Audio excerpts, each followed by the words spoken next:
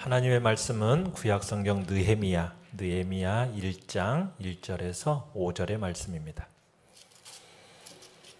구약성경 727페이지 느헤미야 1장 1절에서 5절의 말씀 우리 한 목소리로 같이 읽도록 하겠습니다.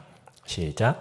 하가랴의 아들 느헤미야의 말이라. 아닥사스다 왕 제20년 기슬로월에 내가 수산궁에 있는데 내 형제들 가운데 하나인 하나니가 두어 사람과 함께 유다에서 내게 이르렀기로 내가 그 사로잡힘을 면하고 남아있는 유다와 예루살렘 사람들의 형편을 물은즉 그들이 내게 이르되 사로잡힘을 면하고 남아있는 자들이 그 지방 거기에서 큰 환난을 당하고 능욕을 받으며 예루살렘 성은 허물어지고 성문들은 불탔다 하는지라.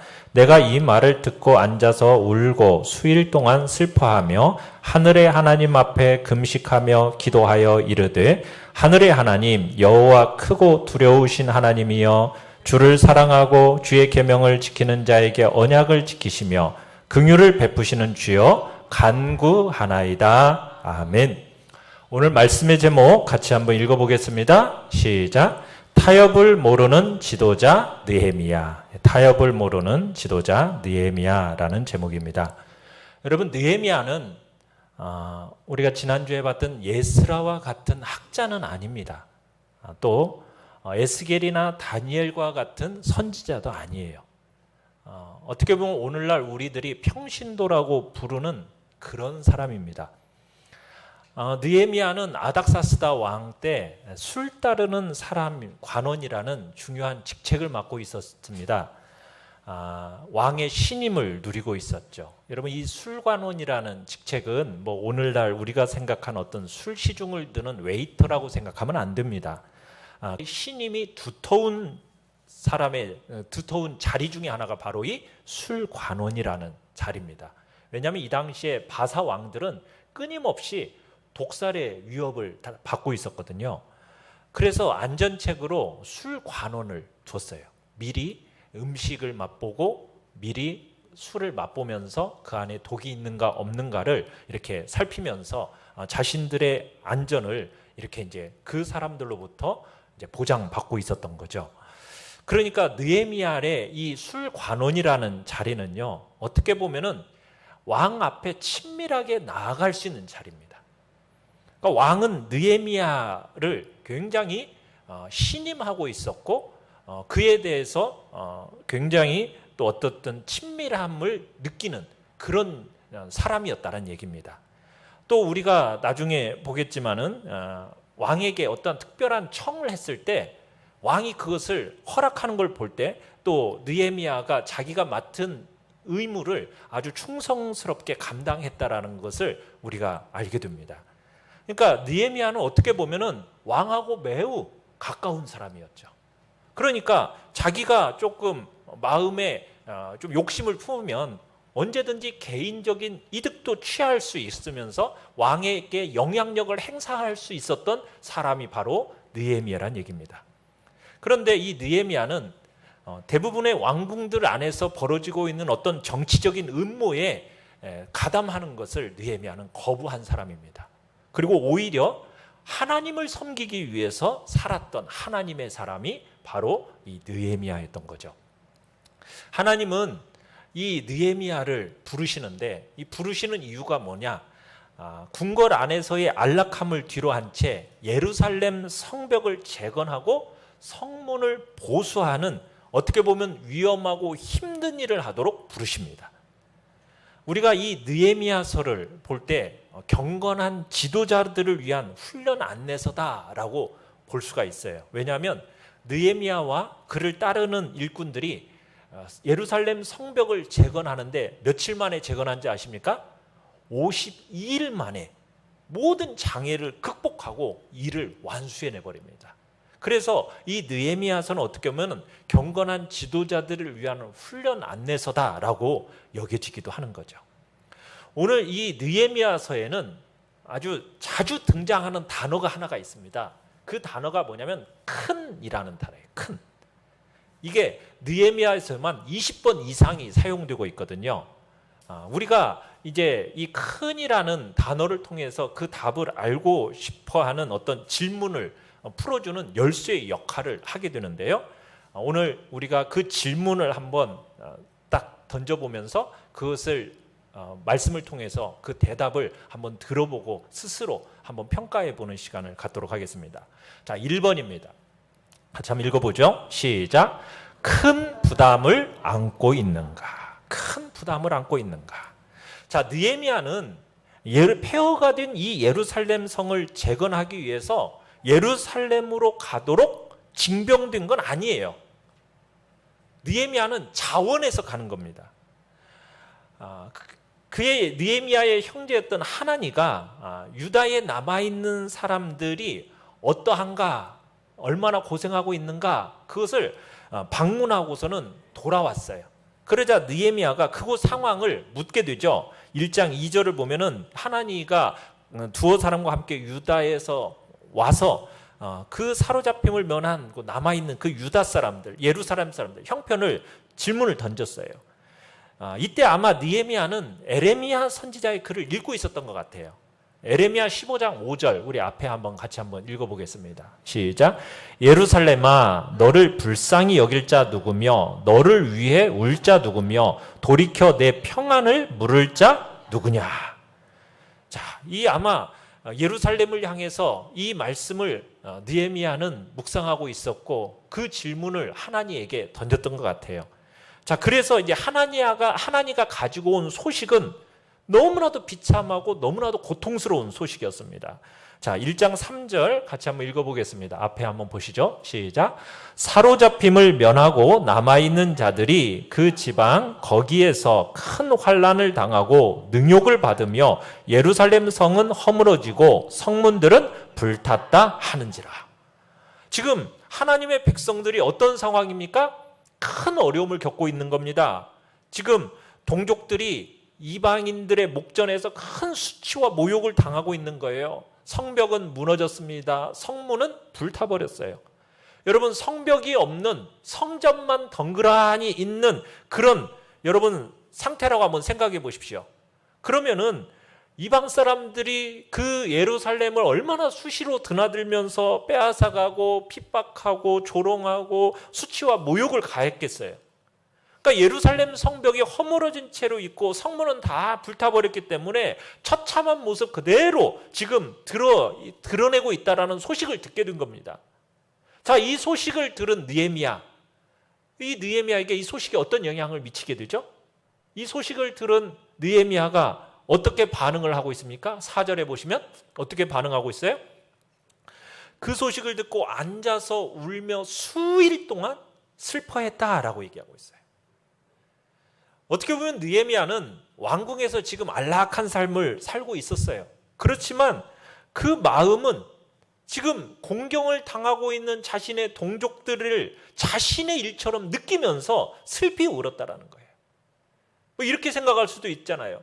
아이고, 그건 그 사람들이 잘못한 일이야. 아이고, 그 사람들은 여기서 너무 멀리 떨어져 있잖아. 내가 뭘 할 수 있겠어? 혹시나 뭐 다음에 갈 때 내가 조금 뭐 미리 알려주면 돈이나 좀 붙여주고 옷가지라도 좀 보내도록 하지. 이렇게 생각할 수도 있었을 거예요. 여러분, 그런데 하나님이 우리에게 복을 주시고 또 우리가 다른 사람에게 복이 되기를 바라실 때 보통 하나님이 어떻게 시작하는지 아십니까? 우리의 마음에 부담을 주시는 것으로 시작해요. 부담. 우리의 마음에 부담이 있는가? 큰 부담. 그러니까 느헤미야는 하나님을 딱 만나서 예루살렘을 묻기 이전부터 그는 이미 그 마음속에 거룩한 성, 그 예루살렘에 대해서 생각하고 기도하고 있었던 거예요. 비록 바사의 그 수산성에서 편안하게 살고는 있었지만 느헤미야의 마음은 항상 어디에 있었다는 겁니까? 그 예루살렘에 있었다는 거예요. 시온의 대로가 바로 그 거룩한 사람 느헤미야 가운데 있었다는 얘기예요. 그래서 전도자 무디는 이런 이야기를 했어요. 느헤미야의 머리에 구멍을 뚫을 수 있다면 그 뇌에 예루살렘이라는 도장이 찍혀 있는 것을 볼 수 있을 것이다. 그의 마음에, 느헤미야의 마음속을 꿰뚫어 볼 수만 있다면 그 마음에 예루살렘이라는 글자가 새겨져 있는 것을 볼 것이다. 이렇게 말을 했어요. 그러니까 느헤미야의 마음속에는 지금 바사의 그 수산궁에 있었지만 항상 그 마음과 생각은 어디에 있었다라는 겁니까? 예루살렘에 있었다는 거예요. 예루살렘. 그러니까 느헤미야는 위의 것을 생각하는 사람이었어요. 땅의 것을 생각하지 않고 위의 것을 생각했던 하나님의 사람, 구약 성경 속에서 그 실천의 본보기로 남아있었던 사람이 느헤미야였던 거죠. 사랑하는 성도 여러분, 오늘 우리가 살아가는 몸담고 살아가는 이 시대는요, 철저하게 지나칠 만큼 개인주의적인 시대입니다. 자기 한 사람, 또 자기 가정의 테두리, 이걸 넘어서려고 하지를 않아요. 이게 우리가 사는 이 시대의 정신이에요. 남들이 어떻게 되든지, 교회가 어떻게 되든지, 하나님의 영광스러운 이름이 어떻게 짓밟히든지 이런 건 관심이 없어요. 그렇지만 우리는 어떤 마음을 가지고 있습니까? 여러분의 마음에 무슨 부담을 느끼고 어떤 마음으로 하나님을 위해서 일하고 있는지 여러분 한번 돌아봐야 되는 거예요. 하나님의 관심이 나의 관심이 되고 있는가? 하나님의 교회의 수치가 내 수치인가? 하나님의 백성들의 슬픔이 내 슬픔이 되어야 하는가? 여러분 그렇게 되어서 하나님께 순종한다면 그 마음의 부담, 그 마음의 부담이요 결국 복으로 바뀌게 되는 것을 보게 될 것입니다. 여러분의 마음속에는 어떤 큰 부담이 있으십니까? 두 번째입니다. 2번. 같이 한번 읽어보죠. 시작. 큰 가능성을 보고 있는가? 큰 가능성을 보고 있는가? 자, 느헤미야는 지금 앉아서 울었습니다. 무릎을 꿇고 기도합니다. 이게 느헤미야 1장 4절에서 11절이 지금 느헤미야의 기도의 내용이에요. 여러분, 하나님은 기도하는 우리의 믿음을 통해서 이 우리의 부담, 우리의 씨름을 복으로 바꿔내십니다. 기도를 통해서, 믿음의 기도를 통해서 여러분의 그 마음의 부담을 복으로 바꿔내시는 거예요. 유다에 남아있던 유대인들의 공경을 생각하면서 느헤미야는 불행을 보지 않았어요. 대신 뭘 봤느냐? 기회를 봤습니다. 기회. 지금 유다의 상황은 좋지 않아요. 그렇다고 해서 그 상황 속에 그대로 머물러 있어야 하는 게 아니에요. 유대인들은 지금 하나님의 언약 백성입니다. 1장 8절 9절을 여러분이 보시면은 이 백성이 어떤 백성이냐? 하나님의 언약 백성이라는 거예요. 하나님은 그들에게 주신 약속을 이룰 거라는 거죠. 9장에 가보면은 하나님이 주시는 큰 복으로 결국 남은 사람들이 건축자와 용사가 되어가지고 성벽이 재건되고 성문들이 복구가 될 거예요. 여러분 이것을 한마디로 표현하면 꿈이에요. 꿈. 그러니까 느헤미야는 꿈을 가진 겁니다. 그냥 이 상황을 그냥 불행으로 본 게 아니라 기회로 보는 거예요. 가능성을 보는 거예요. 가능성으로. 그저 그 꿈이라는 것도 악몽으로 바뀌고 마는 비현실적인 공상가가 아닙니다. 느헤미야는 진정한 믿음의 사람이었던 거예요. 여러분 믿음이라는 게 뭡니까? 하나님의 눈으로 사물을 보기 시작하는 게 믿음이에요. 하나님의 눈으로 보는 거예요. 보이지 않는 것을 보는 것이고요. 사라지지 않는 것을 선택하는 것이고 불가능한 것에 도전하는 그 경건한 예언자가 바로 느헤미야였던 겁니다.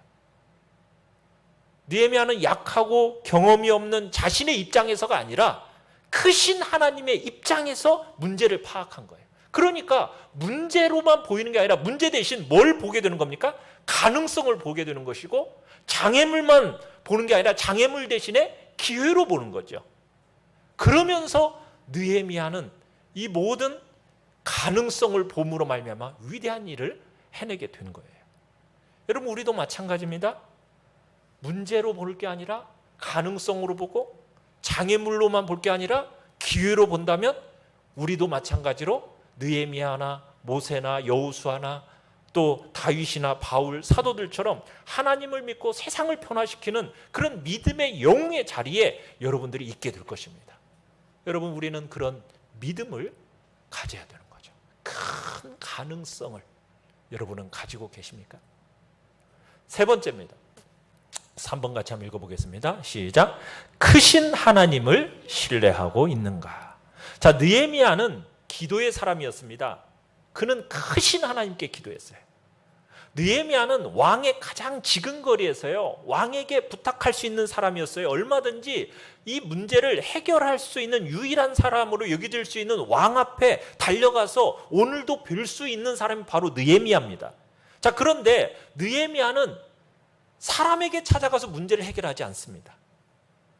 느헤미야는 진정한 영향력을 가지고 계신 분이 누구인가를 안 거예요. 그래서 누구를 먼저 찾아요? 하나님을 먼저 찾아요. 하나님. 기도의 능력을 믿는 겁니다. 만군의 여호와와 하나님 앞에 서서 기도의 능력을 의지하고 기도의 능력을 믿고 하나님을 찾고 하나님을 부른 거죠.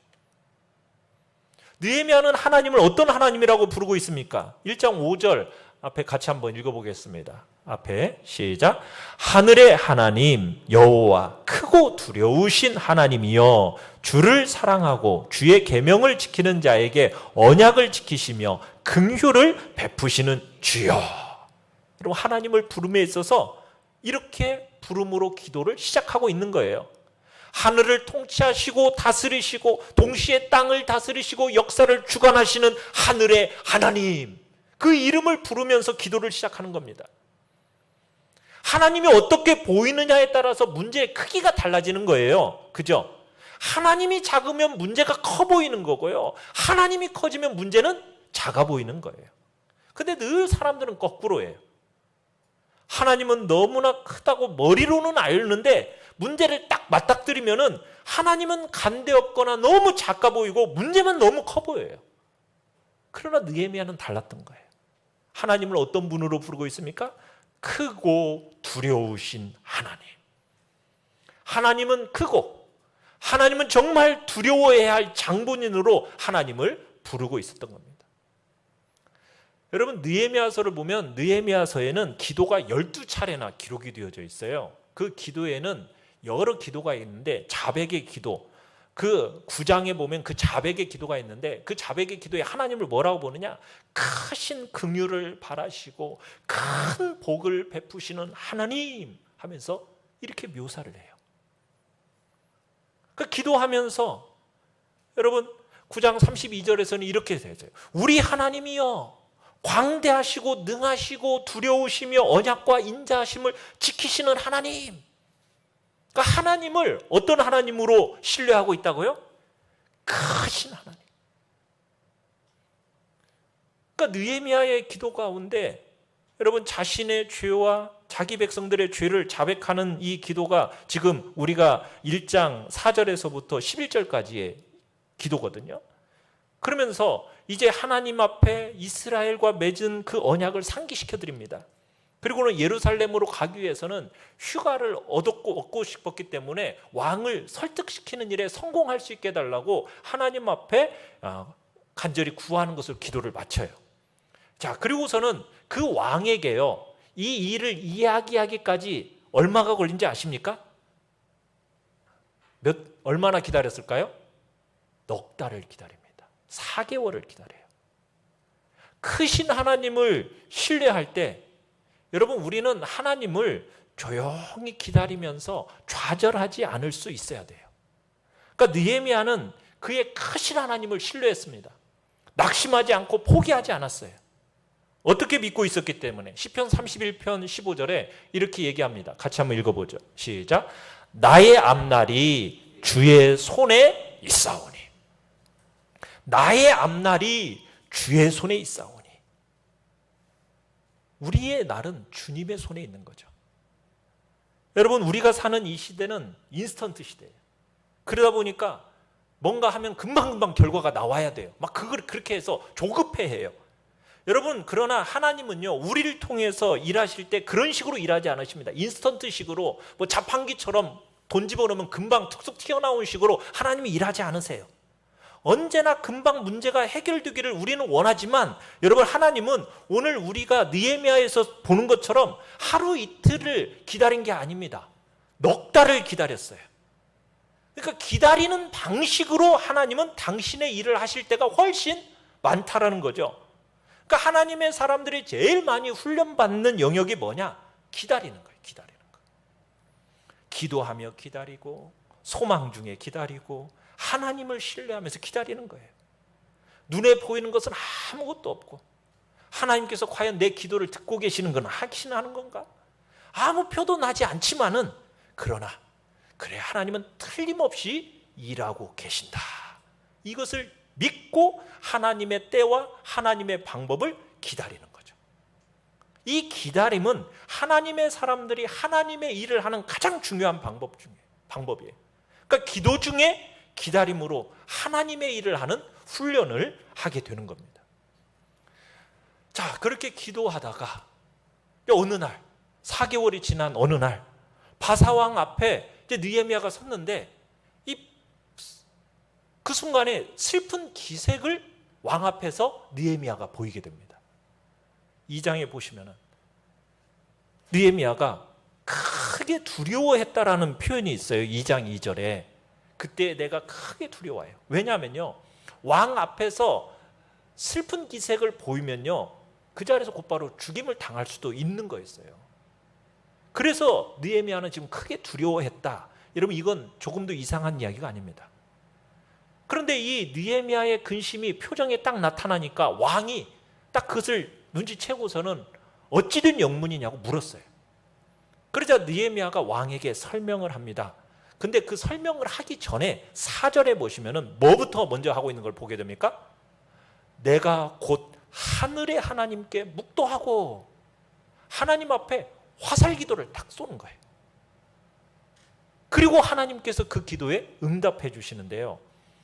여러분, 이 화살 기도가 응답될 수 있었던 것은 평소 4개월 동안 하나님 앞에 기도의 무릎을 조아리면서 부지런히 조아렸기 때문에 결정적인 순간에 번개처럼 하나님을 딱 찾고 하나님께 먼저 말씀드리고 그리고 다음에게 왕에게 말할 수 있었던 거예요.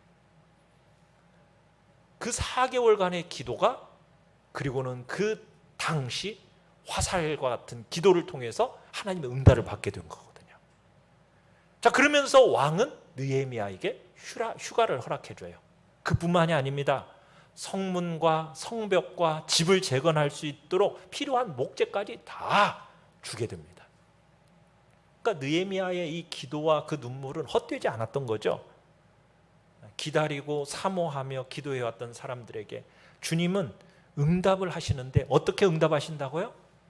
구하고 찾는 것보다도 더 넘치도록 응답하시는 분이 바로 하나님이신 거죠. 그 하나님의 백성들은 어느 때든 여러분 하나님께 이런 간단하고도 열정적인 침묵 기도를 드릴 수 있기 위해서는 늘 기도의 무릎이 항상 평상시에 있어야 되는 거고 빛 가운데 살아야 되는 거예요.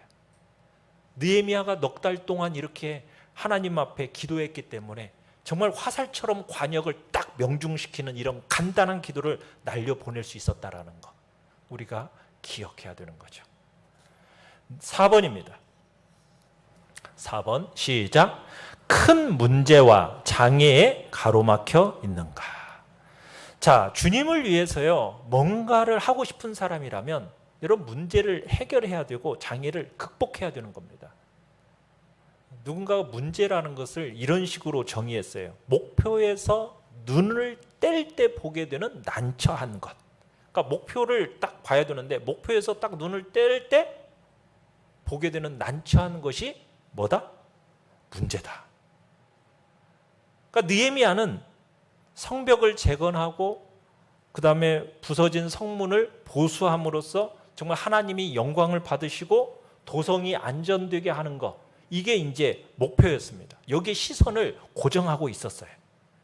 자, 그런데 이 여러 문제들 앞에서 어떻게 용감하게 대처해야 되는가, 이것을 알고 있었던 사람이 바로 느헤미야였고 또 그와 그의 동족들이 그 문제들을 극복할 수 있도록 도우시는 하나님을 신뢰한 사람이 바로 느헤미야였습니다. 느헤미야에게 있어서 첫 번째 닥친 도전은 뭐였느냐? 사람들의 차이점을 극복하는 거였어요. 왜 그랬느냐면 여러분 예루살렘이 기원전 몇 년에 멸망했다고 기억하고 계세요?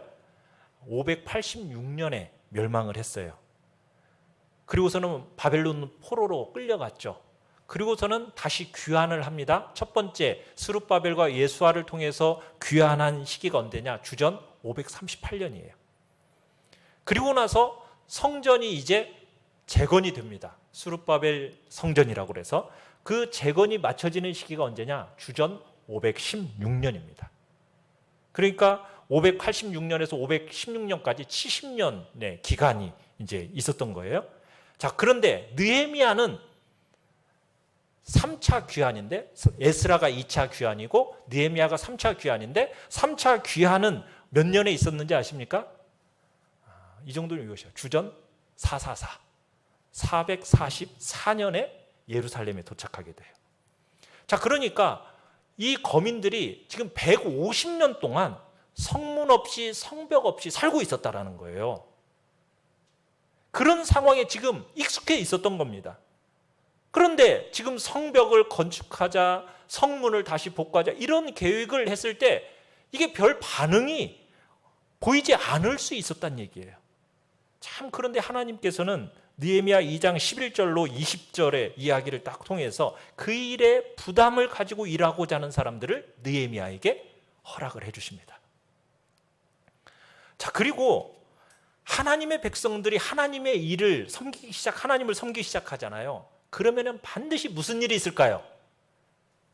적들의 반격이 시작이 됩니다. 그 일을 중단시키려고 노력을 해요. 느헤미야 2장 19절 보시면요, 세 사람이 등장을 합니다. 누구누구가 등장하고 있습니까? 산발랏과 도비아와 게셈이라는 사람이 등장을 해요. 그러니까 이 사람들은 뭐냐? 이 유대인들이 복구 활동하는 것을 왕을 대적하는 것이다, 이렇게 비난을 합니다.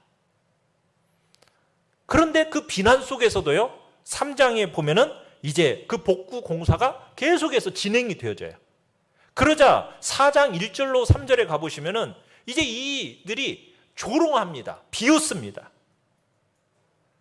그러니까 하나님의 일이라는 것은 오랜 기다림을 통해서, 정말 기도를 통해서 역사하지만요, 여러분, 하나님의 때가 되어서 하나님이 역사하고 일하시는 그 순간에 동시에 모두 일어난다는 걸 기억해야 돼요. 마귀와 대적들이 같이 일어나서 기도의 응답이 위기에 봉착하게 되는 거예요. 함께 오는 거예요.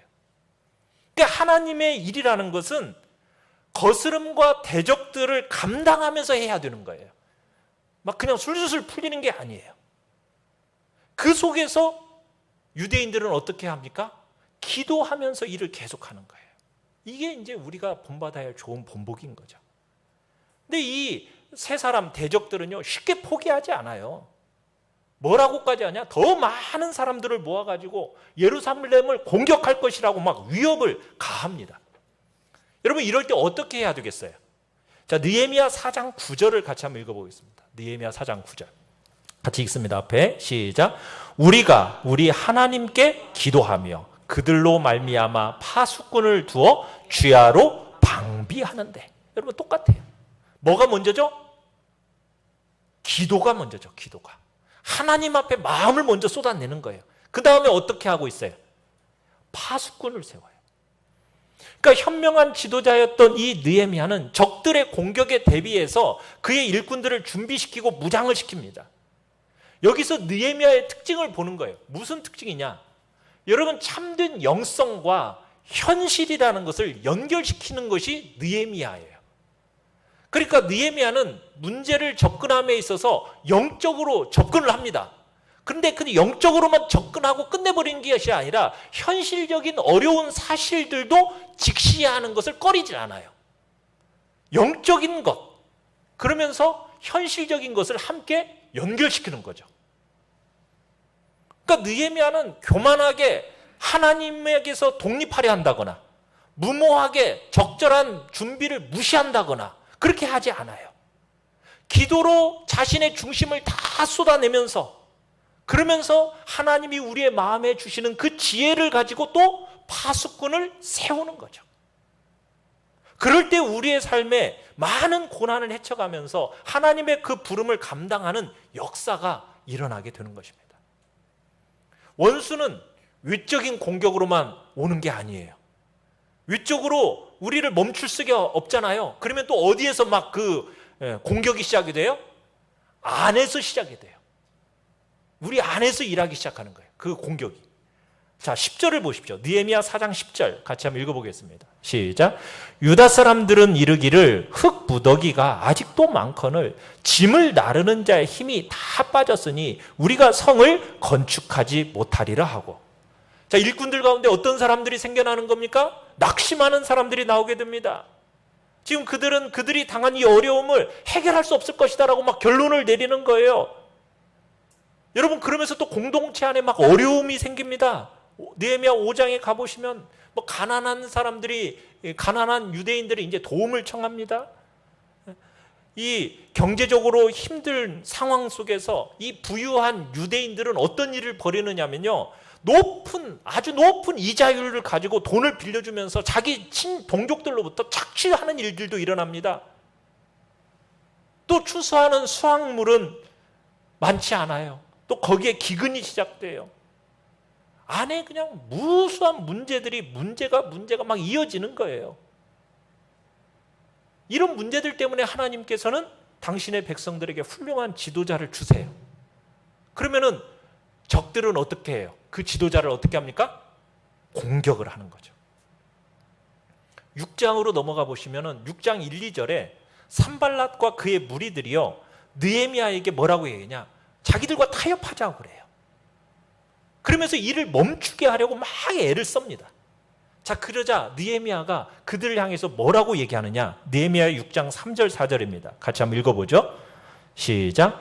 내가 곧 그들에게 사자들을 보내어 이르기를 내가 큰 역사를 하니 내려가지 못하겠노라. 어찌하여 역사를 중지하게 하고 너희에게로 내려가겠느냐 하매 그들이 4번이나 내게 사람을 보내되 나는 똑같이 대답하였다. 자, 느헤미야는 어떻게 했다고요? 그들의 제안을 거부합니다. 적들은 지금 느헤미야의 또 목숨이 위험에 처해 있다고까지 막 또 소문을 퍼뜨립니다. 그러면서 너를 보호할 수 있도록 성전에서 만나자, 또 이런 제안도 해요. 자, 그러니까 또 느헤미야가 뭐라고 답변을 합니까? 6장 11절 같이 한번 읽어봅니다. 시작. 내가 이르기를 나 같은 자가 어찌 도망하며 나 같은 몸이면 누가 외소에 들어가서 생명을 보존하겠느냐? 나는 들어가지 않겠노라 하고. 자, 여기서 보면 나 같은 자가 어찌라는 표현을 통해서 평범한 사람 같은 나 같은 자가 어찌 성전에 들어가서 이 한 몸을 숨겨서 생명을 유지할 수 있겠느냐? 나는 가지 않겠다. 지금 이렇게 말하고 있는 겁니다. 이걸 볼 때 느헤미야는 어떤 사람이라는 걸 알 수 있습니까? 겸손한 사람인 거죠. 온 세상은 지금 그를 지도자라고 부르고 있지만 자기를 알고 있는 거예요. 평소에 느헤미야는 자기를 높은 자리에 두지 않습니다. 겸손하게 나 같은 자가 어찌라고 생각을 하는 거죠.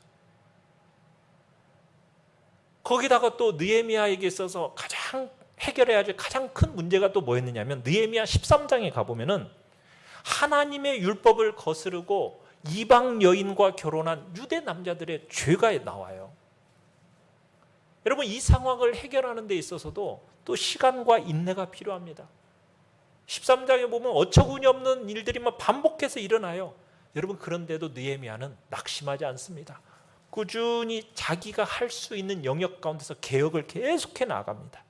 하나하나 반복해서 계속 개혁하면서 바로잡아 나아가면서 그게 하고 있는 일이 느헤미야의 일이었던 거죠. 그 일은 바로 뭐냐? 기도하면서. 여러분, 참된 지도자들의 특징이 바로 이런 거예요. 문제가요 없다? 그런 일은 있을 수가 없어요. 그리고 문제가 없으면은 진전도 없는 겁니다. 마찰이 없으면은 동의도 없는 거예요. 사탄은요 죽은 사람은 건들질 않아요. 산 사람을 건들죠. 산 사람은. 5번째 같이 읽겠습니다. 5번. 시작. 큰 희생을 감수하고 있는가? 자, 싹군들은 어떤 사람들이냐? 이를 통해 얻는 그 이익 때문에 일하는 사람들이 싹군들이에요. 그러다가 만약 양떼를 보호하는데 뭐 무서운 맹수가 나타나면 싹군은 어떻게 합니까? 자기 목숨 하나 건지고자 도망치는 게 싹군이에요. 그러나 참된 지도자들은 어떻게 합니까? 사람들이 합당한 대우를 받을 수 있게 하기 위해서 기꺼이 그리고 충실하게 대가 지불을 해냅니다. 느헤미야가 바로 그랬어요. 느헤미야 4장 21절로 23절을 보면요, 느헤미야도 사람들과 함께 밤낮으로 똑같이 일하는 모습을 보게 됩니다. 5장 14절로 19절에 가보시면은 자신의 어떤 특권도 취하지 않아요. 총독이라는 특권을 취하지 않습니다. 총독에게 할당된 음식을 먹는 대신에 그는 음식값을 스스로 지불합니다. 또 자신의 식탁에서 150명의 사람들을 먹게를 합니다.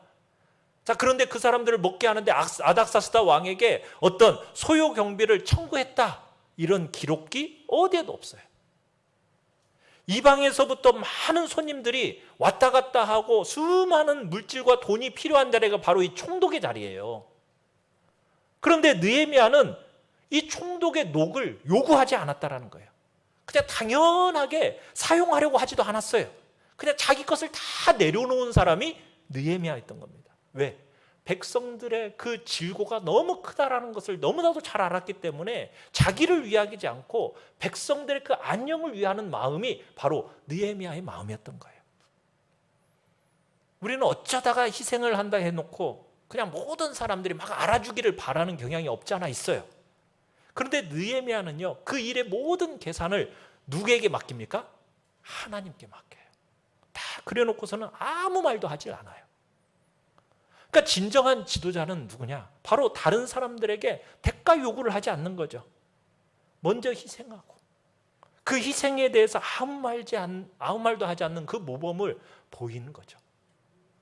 하나님 앞에 서 있고 주를 두려워할 줄 알고 백성들을 내 몸의 한 부분처럼 소중하게 여기고 하나님이 나를 뭘 하라고 부르셨는지를 아는 그 사명에 헌신함이 있을 때 이 일이 가능한 것입니다.